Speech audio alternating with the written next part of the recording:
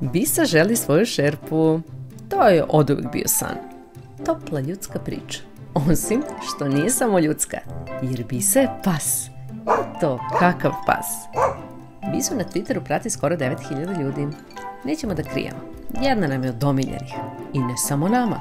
Mnogi twitteraši je podržavaju u namjeri da dobije Metalac šerpu sa svojim likom. Pisali su nam, agitovali, čak su pokrenuli peticiju da se njen lik pronađe na šerpi. I šta se desilo?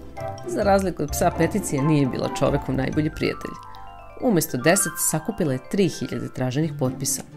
Ali, kada je Metalac na Inox posuđu uveo graviranje, prvo se setio Bise. Poželili smo da Bisa za novu godinu konačno dobije svoju šerpu i da jasno piše da je baš njena.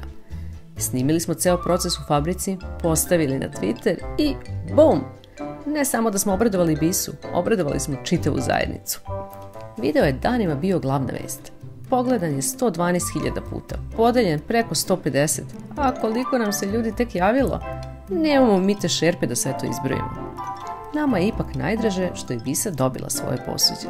Kako nam javlja njena vlasnica, iz njih najviše voli da jede mesce i jedinstveno povrće, a voli da ispozira.